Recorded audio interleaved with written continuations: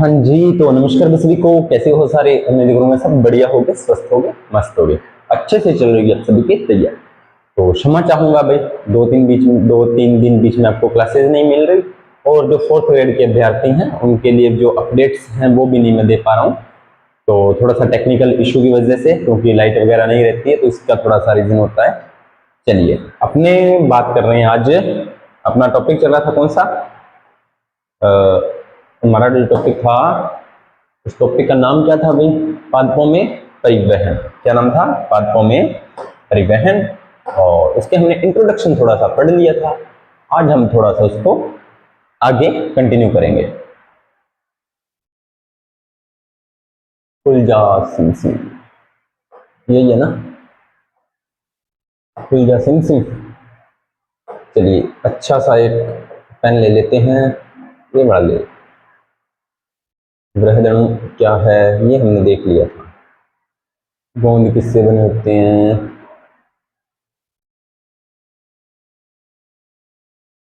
ये तो हमने पढ़ लिया था, हमारा चैप्टर था ये।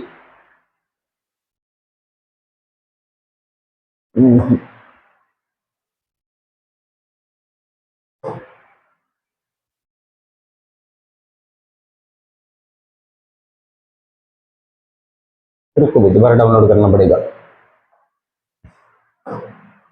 कोई नहीं, कर लेते हैं, 1 मिनट लगेगा। 11th class biology Hindi book PDF.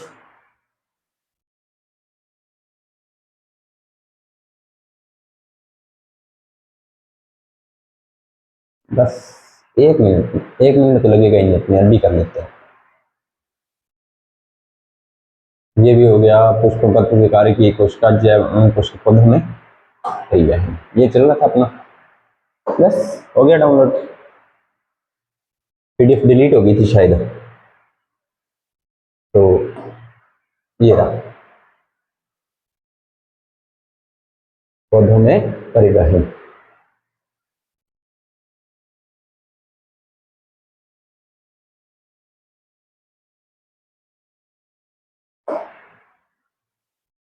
पादप कार्य की शरीर, इसके बारे में अपने आज पढ़ेंगे। कल हमने बात कर ली थी कि पौधे परिवहन कैसे करते हैं, तो वो सारी बातें हमने कर ली थी। आज है परिवहन के माध्यम। क्या है? परिवहन के माध्यम। मतलब परिवहन होता किस चीजों से? ह्यूमन बॉडी में बात करें तो परिवहन किसके द्वारा होता है? ह्यूमन बॉडी में परिवहन होता है रक्त के द्वारा। किसके द्वारा होता है? रक्त के द्वारा, रुधिर के द्वारा। लेकिन हम बात कर रहे हैं पादपों में। किसमें? पादपों में। तो उसमें कल भी मैंने आपको बताया था कि विसरण क्या होता है। ठीक है, उच्च पदार्थों का उच्च सांद्रता से निम्न सांद्रता की ओर गमन करना। बहुत बार करवा दिया मैंने आपको, विसरण बहुत बार बता दिया। पदार्थों का उच्च सांद्रता से निम्न सांद्रता की ओर गति करना विसरण होता है। अब इसकी जो लैंग्वेज है उसे हम पढ़ते हैं। विसरण द्वारा गति निष्क्रिय होती है। गति क्या होती है? निष्क्रिय होती है, तथा यह कोशिका के एक भाग से दूसरे भाग तक या कोशिका के अन्य कोशिका तक कम दूरी, या ऐसा कह सकते हैं कि पत्तियों के अंतरकोशिकीय स्थान से बाह्य पर्यावरण तक कुछ भी हो सकती है। विसरण क्या होता है, ये आपको एक बात ध्यान रखना कि एक तो कोशिका से कोशिका के बीच में पदार्थों का आदान प्रदान। दूसरा कह रहा है कि कोशिका के अंदर कोशिकांग है, अंदर कोशिकांग है, उनके मध्य पदार्थों का आदान प्रदान। तीसरी बात इसने कही है कि पत्तियों के अंतरकोशिकीय। अब देखो, जब हमने अपने लीफ पढ़ाया था तो पत्तियों के जो हमने ये चीजें पढ़ी थी, ये कोशिकाएं, तो इनके बीच में जो अंतरकोशिकीय स्थान होते हैं, इनका पर्यावरण से संबंध कुछ भी हो सकता है। तो यहां पर एक बात निकल कर आती है कि कम दूरी के बीच में पदार्थों का गमन होता है, वो कम दूरी के लिए, बहुत ही कम दूरी के लिए। अब जड़ से लेकर पत्ती तक अपने जल को लेकर जाएंगे तो वो तो जाइलम द्वारा लेके जाएंगे, लेकिन यहाँ पर कम दूरी की बात हो रही है, तो वो किसके द्वारा होती है? विसरण के द्वारा। इसे ऊर्जा का व्यय नहीं होता। वेरी वेरी इंपॉर्टेंट, इसमें ऊर्जा का खर्च नहीं होता। किसमें? विसरण में। तो ये निष्क्रिय परिवहन हो गया। विसरण में अणु अनियमित रूप से गति करते हैं, परिणाम स्वरूप उच्च पदार्थ उच्च सांद्रता से निम्न सांद्रता वाले क्षेत्र में चले जाते हैं। तो विसरण पूछे तो विसरण में ऊर्जा का व्यय नहीं होता, अनियमित गति होती है, पदार्थ उच्च सांद्रता से निम्न सांद्रता की ओर गति करते हैं। ये है हमारा विसरण। विसरण एक धीमी प्रक्रिया है। कैसी है भाई? धीमी है, धीरे धीरे, तथा वह जीवन तंत्र पर निर्भर नहीं करती। विसरण गैस द्रव में स्पष्ट से परिलक्षित होती है, जबकि ठोस में विसरण कुछ हद तक ही संभव है। यानी कि अगर आप विसरण को अच्छे से ढंग से देखना चाहते हो तो गैस और द्रव के बीच में आपको विसरण अच्छे से दिखाई देगा, और अगर आप ठोस पदार्थों से ठोस पदार्थों के बीच में विसरण देखना चाहते हो तो आपको बहुत ही कुछ अंश तक ही यह संभव होगा, यानी कि संपूर्णतः विसरण ठोस और ठोसों में नहीं हो पाता। यह भी बात आपके लिए एक मोस्ट इंपोर्टेंट रहने वाली है। पौधों के लिए विसरण अत्यंत ही महत्वपूर्ण है, क्योंकि पादप शरीर में गैसीय गति का अकेला माध्यम है। Very very important. पादप शरीर में गैसीय गति का अकेला माध्यम कौन है? तो विसरण है। ये भी आपके लिए बहुत इंपॉर्टेंट रहने वाली है।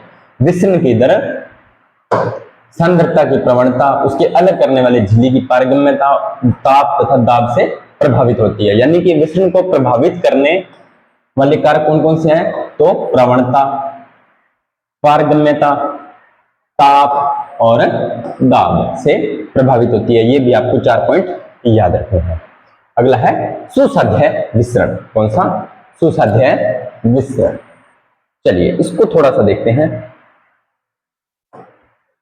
जैसा कि पहले बताया गया कि विसरण उत्पन्न करने के लिए प्रवणता को पहले से ही उपस्थित रहना अत्यंत आवश्यक है। अत्यंत आवश्यक है। विसरण की दर पदार्थों के आकार पर निर्भर करती है, या तो वह पहले से स्पष्ट है या कुछ लघु पदार्थ तेज गति से विसरण गति करते हैं। ठीक है। किसी भी पदार्थ का विसरण झिल्ली के प्रमुख सहभागी लिपिड में घुलनशीलता पर निर्भर करता है। तो झिल्ली में क्या होते हैं? लिपिड की घुलनशीलता पर निर्भर करता है। लिपिड में घुलनशील पदार्थ झिल्लिका के माध्यम से तेजी से विसरित होते हैं। जिन पदार्थों का अंश या मोइटी जलरागी होता है वह झिल्लिका के आर पार कठिनाई से गुजरते हैं। देखो ये क्या कह रहा है कि जो लिपिड होते हैं वो जल में अगर घुलनशील हैं, लिपिड जल में घुलनशील हैं, तो वो झिल्ली के माध्यम से तेजी से विसरित होते हैं, और जो लिपिड जलरागी होते हैं यानी कि जल से दूर भागते हैं, या वो झिल्ली के क्या होते हैं? कठिनाई से आर पार गुजरते हैं। यानी कि जिसमें लिपिड होगा वो जल्दी से गमन करेंगे, लिपिड नहीं होगा वो कठिनाई से गमन करेंगे। अतः उनकी गति को सुगम बनाने की आवश्यकता होती है। अतः उनकी गति को सुगम बनाने की आवश्यकता होती है। चलिए आगे देखते हैं। ऐसे उनको आर पार करने के लिए झिल्लिका प्रोटीन स्थान उपलब्ध करती है। अब जो पदार्थ तेजी से कठिनाई से गमन करते हैं उनको आर पार करने के लिए झिल्लिका प्रोटीन स्थान उपलब्ध कराती है। क्या उपलब्ध करती है? आपको जो झिल्ली होती है वो प्रोटीन स्थान उपलब्ध कराती है। वे सांद्रता प्रवण स्थापित नहीं कर पाते, जबकि अणुओं के विसरण के लिए सांद्रता प्रवणता निश्चित तौर पर पहले से ही उपस्थित होती है। भले ही उन्हें प्रोटीन से मदद मिल जाती है, और यह प्रक्रिया सुसाध्य विसरण कहलाती है। यानी कि हेल्प लेकर ये आगे अगर विसरण करवाते हैं तो उस प्रकार का जो विसरण होता है वो सुसाध्य विसरण होता है। चलिए सुसाध्य विसरण में पदार्थों को झिल्ली के आर पार करने में विशिष्ट प्रोटीन मदद करती है। इसमें एटीपी ऊर्जा का भी व्यय नहीं होता, यानी कि विसरण में एटीपी ऊर्जा का व्यय नहीं होता। सुसाध्य विसरण में निम्न से उच्च सांद्रता में पूर्ण परिवहन नहीं कर सकता। सुसाध्य विसरण में निम्न सांद्रता से उच्च सांद्रता में पूर्ण परिवहन नहीं कर सकता, अतः इस कारण ऊर्जा निवेश की आवश्यकता होती है। परिवहन की गति, दर, दाब अधिक। अब यहाँ पर तो इसने बोला है कि इसमें जो अगर प्रोटीन मदद करते हैं तो एटीपी की ऊर्जा की आवश्यकता नहीं होती, लेकिन सुसाध्य विसरण में ऊर्जा की आवश्यकता होती है। परिवहन की गति, दर तब अधिकतम होती है जब प्रोटीन के सभी संवाहकों का प्रयोग पूर्ण रूप से हो। अब देखो प्रोटीन के जो सभी संवाहक होंगे वो अच्छे से उपयोग करेंगे या अच्छे से उसके अंदर यूज आएंगे, तो ऑटोमेटिकली परिवहन की दर क्या होगी? तेज होगी, क्योंकि ये हम सुसाध्य विसरण में पहले पढ़ चुके हैं। ठीक है। सुसाध्य विसरण अति विशिष्ट होता है। यह कोशिकाओं को पदार्थों के उद्ग्रहण के लिए चयन करने की छूट प्रदान करता है। यानी कि पदार्थों को कोशिका को डिसीजन लेने के लिए छूट प्रदान करता है कि आप किन पदार्थों को अंदर आने दोगे या किन पदार्थों को आप विसरण के द्वारा बाहर निकालोगे। यह निरोधकों के प्रति संवेदनशील होता है जो प्रोटीन की पश्चिम श्रृंखला से प्रतिक्रिया करते हैं। चलिए अणुओं को आर पार जाने के लिए झिल्लिका में मौजूद प्रोटीन रास्ता बनाती है। झिल्ली में मौजूद क्या होते हैं? प्रोटीन, जो अणुओं को रास्ता प्रदान करती है। कुछ रास्ते हमेशा खुले रहते हैं तथा कुछ नियंत्रित होते हैं। कुछ रास्ते खुले होते हैं और कुछ क्या होते हैं? नियंत्रित रहते हैं। कुछ बड़े होते हैं जो विभिन्न प्रकार के अणुओं को पार जाने की छूट देते हैं। कुछ रास्ते क्या होते हैं? बड़े होते हैं जो विभिन्न प्रकार के अणुओं को आर पार जाने देते हैं। पोरिन एक प्रकार की प्रोटीन है। पोरिन को अंडरलाइन करो भाई। पोरिन एक प्रकार की प्रोटीन है जो प्लाज्मिड, माइटोकॉन्ड्रिया तथा बैक्टीरिया की बाह्य झिल्ली से बड़े आकार के छिद्रों को निर्माण करती है ताकि झिल्ली से होकर प्रोटीन के छोटे साइज के अणु इसमें से गुजर सके। क्या कह रहा है, पोरिन एक प्रकार की प्रोटीन होती है जो प्लाज्मिड, माइटोकॉन्ड्रिया तथा बैक्टीरिया की बाह्य झिल्ली में बड़े आकार के छिद्रों को निर्माण करती है। यानी कि प्लाज्मिड हो गया आपका, बैक्टीरिया हो गया आपका, माइटोकॉन्ड्रिया हो गया, उसमें बड़े आकार के छिद्र कौन से प्रोटीन द्वारा, तो पोरिन प्रोटीन द्वारा उसमें निर्मित होते हैं। बाह्य कोशिकीय अणु परिवहन प्रोटीन पर बंधित रहते हैं। यही प्रोटीन परिवहन के बाद में घूर्णन होकर कोशिका के भीतर अणु को मुक्त करते हैं। उदाहरण के तौर पर जल मार्ग जो 8 तरह के विभिन्न एक्वापोरिन से बना होता है। दूसरे दर्शन में देखो, ये कोशिका के बाहर, ये कोशिका के बाहर वाले अणु है। अब ये अणु देखो इसके अंदर जाने दे रहा है, ये इसके बाहर हो गया, इसको बोलते हैं, ये गुलाबी वाला ये परिवहन प्रोटीन होता है, ये परिवहनित अणु। ये कोशिका झिल्ली होगी, जब मैंने आपको कोशिका झिल्ली पढ़ाई थी तो याद कर लेना उसको। अगला है निष्क्रिय सिम्पोड तथा एंटीपोड। वही निष्क्रिय कुछ वाहक या परिवहन प्रोटीन मिश्रण की अनुमति तभी देते हैं जब दो प्रकार के अणु एक साथ चलते हैं। सिम्पोड में दोनों अणु एक ही दिशा में झिल्लिका को पार करते हैं। सिम्पोड में क्या हो गए, ये भी अणु इधर जाएगा और ये भी अणु इधर जाएगा, जबकि एंटीपोड में उल्टी दिशा में चलते हैं। जब एक अणु दूसरे अणु के स्वतंत्र को झिल्लिका को याद करता है तो यूनिपोड में क्या होगा या एंटीपोड में क्या होगा, एक अणु इधर तो दूसरा अणु इधर, ये होगा आपका यूनिपोड और ये होगा आपका सिम्पोड। सक्रिय परिवहन, अब देखो दोबारा फिर देख लेते हैं। यूनिपोड में अणु आर पार इधर जा रहा है, देखो यूनिपोड में अणु सीधा आर पार इधर जा रहा है, एंटीपोड में एक दूसरे के एक अणु इधर दूसरा अणु इधर, और सिम्पोड में दोनों अणु एक दिशा में। ये सुसादेशन, क्योंकि ये जो बीच में गोले से बनाया है ना, ये प्रोटीन अणु है। क्या है ये, प्रोटीन अणु है। ये है कोशिका झिल्ली, ठीक है। अगला देखते हैं, अगला चलिए इसको डायग्राम को थोड़ा बनाने का प्रयास कीजिए आप, मैं तब तक पानी वगैरह पी लेता हूं।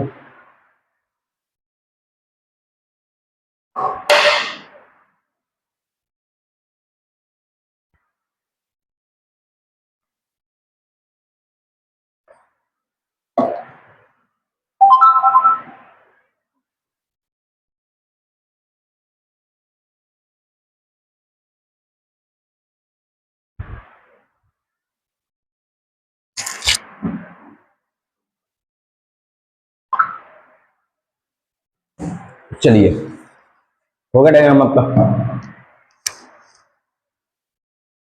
अगला है सक्रिय परिवहन। बहुत बार बता दिया, उच्च सांद्रता पदार्थों का निम्न उच्च सांद्रता से निम्न सांद्रता। सक्रिय परिवहन में क्या होता है, निम्न सांद्रता से पदार्थ उच्च सांद्रता में जाते हैं। सांद्रता प्रवणता के विरुद्ध, सांद्रता प्रवणता के विरुद्ध अणुओं का पंप करने में ऊर्जा का उपयोग होता है। तो यह है जो सक्रिय परिवहन होता है, वो क्या होगा, सांद्रता प्रवणता के विरुद्ध होगा, ऊर्जा का उपयोग होगा। सक्रिय परिवहन में विशिष्ट झिल्लिका प्रोटीन द्वारा पूर्ण किया जाता है। यह अंतः झिल्लिका के विभिन्न प्रोटीन सक्रिय तथा निष्क्रिय दोनों परिवहन में मुख्य रूप से भूमिका निभाते हैं। पंप एक तरह का प्रोटीन है जो पदार्थों को झिल्लिका के पार करने में ऊर्जा का उपयोग करता है। ये प्रोटीन पंप पदार्थों को कम सांद्रता से अधिक सांद्रता के तक प्रवाहित करा सकते हैं। परिवहन की गति अधिकतम तब होती है जब परिवहन करने वाले सभी प्रोटीन का प्रयोग हो रहा हो, वह संतृप्त ही क्यों न हो। एंजाइमों की भांति वाहक प्रोटीन झिल्लिका के पार करने वाले पदार्थों के बहुत अधिक ये प्रोटीन निरोधक गति संवेदनशील होते हैं, विपाचन से विपरीत क्रिया करते हैं। सीधी सी बात है, पदार्थों का उच्च सांद्रता से निम्न सांद्रता से उच्च सांद्रता की ओर गमन करता है, जिसमें ऊर्जा की आवश्यकता होती है। स्वतंत्र जो आपका परिवहन सांद्रता प्रवणता के ये विरुद्ध काम करते हैं। तो इसमें आपको क्या याद रखना है, क्या क्या याद रखना है सक्रिय परिवहन में, एक तो रखना कि सांद्रता प्रवणता के विरुद्ध काम करता है, दूसरा ऊर्जा की आवश्यकता होती है, तीसरा पदार्थों का निम्न सांद्रता से उच्च सांद्रता की ओर गमन करना। इसमें विभिन्न प्रकार के प्रोटीन होते हैं जो दोनों प्रकार के कार्य करते हैं। पंप एक प्रकार का प्रोटीन होता है, ऊर्जा का उपयोग करके ये काम करता है। ये सारी बातें इसने बताई है। चलिए विभिन्न परिवहन की विधियों की तुलना करते हैं। विभिन्न, अब देखो ये एक तालिका दी गई है, इसको पढ़ने का प्रयास करते हैं। विशिष्ट झिल्लिका प्रोटीन की आवश्यकता साधारण विसरण में नहीं होती, सुसंयोजित विसरण में होती है और सक्रिय परिवहन में भी होती है। उच्च वर्णात्मक में साधारण विसरण में नहीं होती, सुसंयोजित विसरण में होती है और सक्रिय परिवहन में भी होती है। परिवहन संतृप्त साधारण विसरण में नहीं, सुसंयोजित विसरण में हाँ और सक्रिय परिवहन में भी हाँ। अपहिल परिवहन इसमें सुसंयोजित विसरण में नहीं होती, इसमें भी नहीं होती और सक्रिय परिवहन में होती है। एटीपी ऊर्जा की आवश्यकता इसमें भी नहीं होती, इसमें भी नहीं होती, लेकिन सक्रिय परिवहन में होती है। ये आपको याद रखनी है सारणी। चलिए अब आपको देखते हैं पादप जल संबंध, पादपों में जल संबंध। अब यहाँ पर आपको वाष्पोत्सर्जन के बारे में पढ़ना है, ठीक है। ये छोटी छोटी बातें हैं, ये आपको पढ़नी है, कोई नहीं पढ़ाएंगे, घबराना मत। रासरण पढ़ेंगे, विसरण पढ़ लिया, ये थोड़े से ना चैप्टर ऐसे बोरिंग से हैं, सही बताऊं तो। कोई बात नहीं, पढ़ेंगे, बोरिंग हो चाहे ना हो, है ना। काफी लेंथी है ये चैप्टर।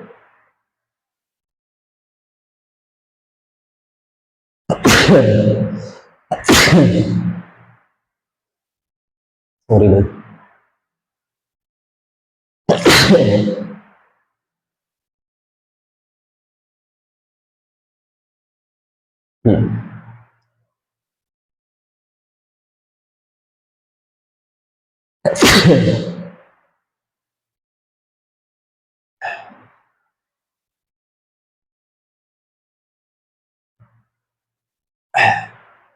पादप जल संबंध। ये देखिए, पौधों की शारीरिक क्रियाकलाप के लिए जल अति अनिवार्य है।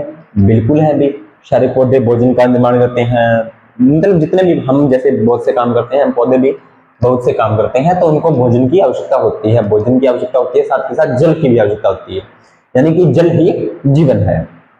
और यह सभी जीवित प्राणियों के लिए भी अत्यंत महत्वपूर्ण भूमिका निभाते हैं। यह वह माध्यम उपलब्ध कराता है जिसमें सभी पदार्थ घुलनशील होते हैं। कौन? जल। यह वह माध्यम उपलब्ध कराता है जिसमें सभी पदार्थ क्या होते हैं? घुलनशील होते हैं। जीव द्रव्य में हजारों तरह के अणु पानी में घुले रहते हैं। जीव द्रव्य क्या होता है वो मैं आपको पढ़ा चुका हूं। घुले रहते हैं और निलंबित रहते हैं। एक तरबूज के अंतर्गत 92% से अधिक भाग का पानी होता है। Very very important. एक तरबूज के में जो वाटरमेलन होता है ना, उसमें 92% से अधिक भाग क्या होता है? पानी होता है। जीके क्वेश्चन बन सकता है भाई, और स्टैटिक जीके का भी बन सकता है, साइंस का वन लाइनर क्वेश्चन भी बन सकता है। तथा ज्यादातर शाकीय पौधों में शुष्क पदार्थ केवल 5 से 10% ही होता है। शाकीय पौधे होते हैं जिनमें शाक पाई जाती है, तो उसमें 10 से 15% ही शुष्क पदार्थ होता है, बाकी सारा का सारा पानी होता है। बाकी जल होता है। हालांकि यह बात बिल्कुल सच है कि एक पौधे में जल का वितरण भिन्न भिन्न होता है। काष्ठ वाले भाग में थोड़ा कम होता है, नरम भाग में बहुत ज्यादा होता है। यानी कि ये बात आप अलग अलग कह सकते हो कि जो पानी की मात्रा होती है पौधों में, वो अलग अलग भागों में अलग अलग होती है। जैसे कठोर भाग में पानी कम होगा, मुलायम भाग में पानी ज्यादा होगा, लेकिन मोस्टली अगर एवरेज निकालें तो पौधे में लगभग 80 से 90% पानी ही होता है। एक बीज सूखा सा दिख सकता है, परंतु फिर भी उसमें पानी की कुछ मात्रा होती है। बिल्कुल होती है, अन्यथा वह जीवित नहीं रहेगा और श्वसन भी नहीं करेगा। एक जीव के अंदर चाहे आपको देखने में वो सूखा लगे, लेकिन उसके अंदर भी पानी की मात्रा होती है। स्थलीय पौधे प्रतिदिन भारी मात्रा में पानी ग्रहण करते हैं, लेकिन पत्तियों से इसका अधिकतर भाग बाष्पोत्सर्जन द्वारा हवा में उड़ जाता है। जो स्थल पर उगने वाले पौधे हैं ना, वो दिन में बहुत पानी की मात्रा को ग्रहण करते हैं, लेकिन वही बात है, पत्तियां उन पर होती हैं तो बाष्पोत्सर्जन के द्वारा वो पानी उड़ जाता है हवा में। मक्के का एक परिपक्व पौधा एक दिन में लगभग 3 लीटर पानी अवशोषित करता है। लो जी, मक्के का परिपक्व यानी कि विकसित पौधा होगा ना, वो एक दिन में लगभग 3 लीटर पानी का अवशोषण करता है, जबकि सरसों का पौधा लगभग 5 घंटे में अपने वजन के बराबर पानी अवशोषित कर लेता है। जो सरसों का पौधा है वो 5 घंटे में अपने वजन के बराबर पानी को अवशोषित कर लेता है। सर फिर पानी गया कहां? साथ के साथ बाष्पोत्सर्जन होता रहता है। बाष्पोत्सर्जन का मतलब पत्तियों द्वारा पानी वाष्प बनाकर वायुमंडल में छोड़ दिया जाता है। तो वो इधर से जड़ें हैं वो पानी का अवशोषण कर रही हैं, पत्तियां वाष्पोत्सर्जन कर रही हैं, बस चल रहा है सिस्टम। पानी की इस उच्च मात्रा की मांग के कारण यह आश्चर्य नहीं होना चाहिए कि कृषि और प्राकृतिक पर्यावरण पौधों की वृद्धि अवलुप्तता को सीमित करने वाला सीमाकारी कारक तय जल ही होता है। तो जल बहुत जरूरी है, ये आपको ध्यान में रखना है। चलिए अगला देखते हैं, जल विभव या जल अंतः शक्ति। अब जल विभव या जल अंतः शक्ति क्या है, ठीक है, तो इसको अपने कल ही पढ़ेंगे। जल विभव और जल अंतः शक्ति को कल पढ़ेंगे, क्योंकि टॉपिक थोड़ा सा बोरिंग है, आप बोर हो रहे होंगे और काफी दिन क्लासेस जाएंगे तो कंटिन्यूटी बनाना थोड़ा सा मुश्किल है, लेकिन अब आपका पूरा प्रयास रहेगा कि आपको कंटिन्यूटी क्लासेस मिलती रहें। तो उम्मीद करता हूँ ये छोटी सी क्लास आपको समझ में आई होगी, अच्छी लगी होगी।